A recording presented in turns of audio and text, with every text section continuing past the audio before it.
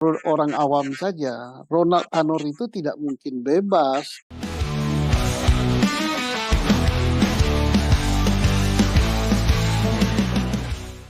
Pak Susno, dengar kabar geger dari Surabaya, Pak. 3 hakim. 3 hakim yang ngadili Ronald Tanur ya, Betul. yang membebaskan Ronald Tanur, Dan yang ditemukan sejumlah uang ya, Pak. ya hakim yang ngadili Ronald Tanur, majelisnya 3 orang, sudah terbukti Ronald Tanur melakukan perbuatan pidana yang mengakibatkan korban, kalau nggak salah pacarnya, Ya. tewas. Tewas, ada saksi, ada alat bukti, ada orang meninggal, dibebaskan oleh hakimnya. 3 Nah, ini. tanggapan Bapak, Pak, tentang itu? Ya ini gimana ya?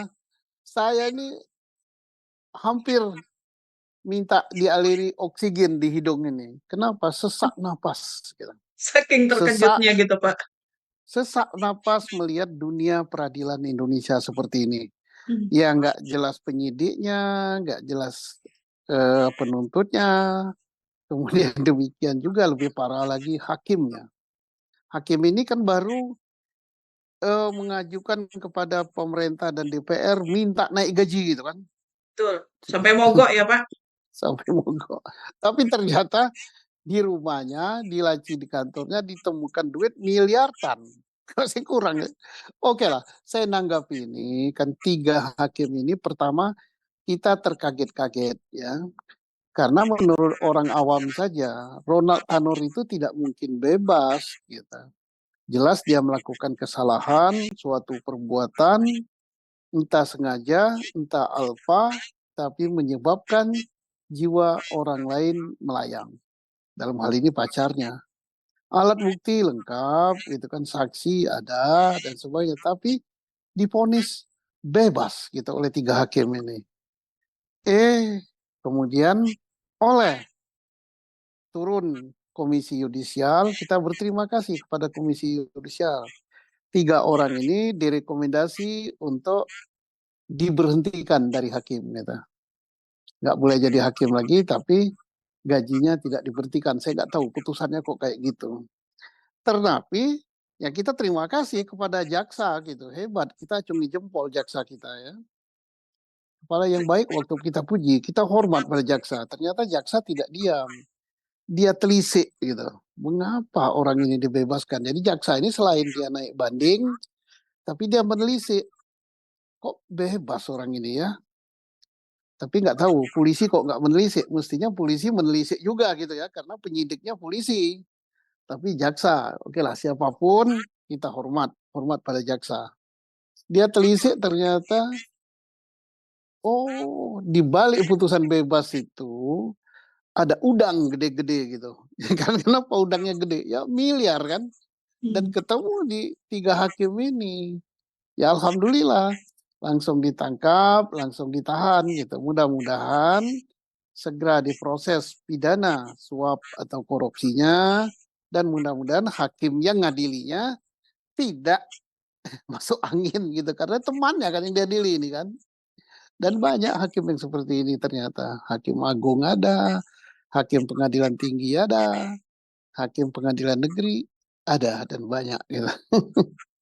Nah, Pak, tapi kan kabarnya 3 hakim tersebut kan sudah direkomendasi atau diputus oleh Komisi Yudisial untuk dibebas tugaskan ya, Pak. Apakah artinya ini belum dilaksanakan putusannya, Pak? Kalau melihat penggeledahan itu, kalau nggak salah kan digeledah di kantor.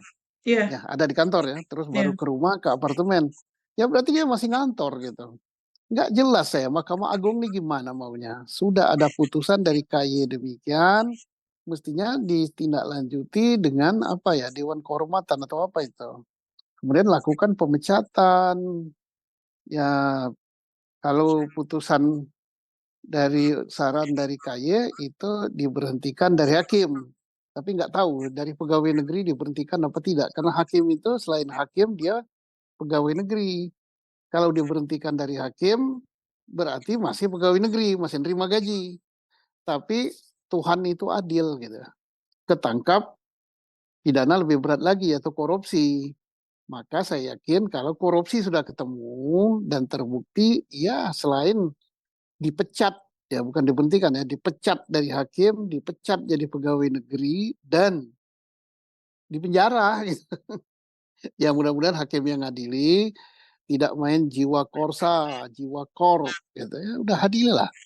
Karena apa? Ini benalu yang merusak dunia peradilan kita. Dan rakyat Indonesia berhak bersuara, menyuarakan ketidakpuasan. Karena apa? Semua aparat penegak hukum itu, hakim, hakim pengadilan negeri, hakim pengadilan tinggi, sampai hakim agung, itu milik rakyat. Yang gaji rakyat, dari pajak rakyat, dan dari kekayaan negara. Kekayaan negara itu milik rakyat. Ya, kalau kita punya hakim kayak gini, ya gimana gitu. Gak ada kepercayaan pada dunia hukum kita. Ya mudah-mudahan lembaga-lembaga penegak hukum lainnya seperti penyidik, kejaksaan juga semakin baik. Gitu. Itu harapan kita. Nah, Pak, kalau dari penjelasan Bapak tadi ada terjadi pelanggaran oleh hakim di berbagai tingkatan, meskipun tidak semua hakim ya Pak, masih ada hakim yang baik dan jujur ya Pak ya. Itu, Banyak. nah ini Hakim yang baik, yang jujur banyak. Tetapi nila sejerigen, ya saya bukan setitik ya, nggak setitik ya nggak ada pengaruhnya. Ini saya katakan nila satu jirigen atau satu ember gitu kan, ember gede yang merusak susu sebelanga, belanga besar ya. Jadi warna susu udah nggak ada. Karena apa? Secangkir nila aja susu sebelanga rusak gitu. Apalagi nilanya satu ember gitu. Hakim yang baik banyak, jaksa yang baik banyak, polisi yang baik juga banyak. Tapi mereka tenggelam, gitu ya. Tenggelam oleh perilaku-perilaku yang seperti ini. Nah, kita minta betul-betul hal ini diperbaiki gitu. Yang perbaiki siapa? Ya lembaga itu sendiri. Yang memperbaiki polisi ya polisi dengan tidak menutup telinga dari masukan-masukan dari pemiliknya. Pemiliknya itu rakyat yang memperbaiki jaksa ya. Kejaksaan sendiri yang memperbaiki hakim ya Mahkamah Agung dan jajarannya gitu. sebetulnya ini tuh pertanda apa sih Pak? Bobroknya mental atau tidak adanya integritas Pak? Ya mau dikatakan mentalnya bobrok ya si pelaku ya. Ya, Ya jelas karena mentalnya bobrok. Kalau dikatakan integritas yang dia ada ya jelas kalau integritasnya ada ya dia tidak akan melacurkan jabatan dan melacurkan kekuasaan yang pada ada dirinya, tapi justru untuk menegakkan kebenaran dan keadilan berdasarkan hukum gitu. untuk menghilangkan semua ini Pak, mengatasi semua ini, ada perlu apa sih Pak? Terapi atau apa gitu Pak? Ya saya kira terapinya gimana ya? Kalau kita pancung yang atas, toh ini level bawah juga melakukan kan pengadilan negeri. Kalau kita pancung yang bawah, yang atas juga melakukan gitu. Jadi ini udah menyeluruh ya. Level atasnya Mahkamah Agungnya, kita kan sering mendengar Hakim Agung ketangkap, gitu kan, korupsi, nerima suap dan sebagainya. Eh, bahkan dulu siapa namanya kalau nggak salah Sekjen ya, Sekjen Mahkamah Agung ya, yang ketangkap dan lari itu kan. Tapi sekarang udah ketangkap ya. Berarti udah parah. Nah. Level pengadilan tinggi, iya.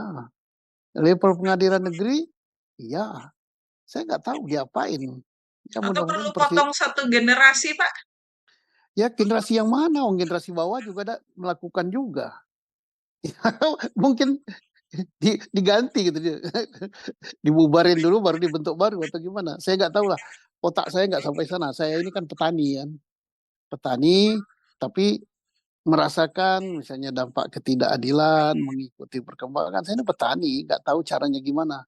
Saya yakin Bapak Presiden baru, Pak Prabowo tahu caranya, terapi apa yang harus diberikan. Apa dibubarin dulu, apa-apa. Dan DPR mudah-mudahan memikirkan juga hal ini.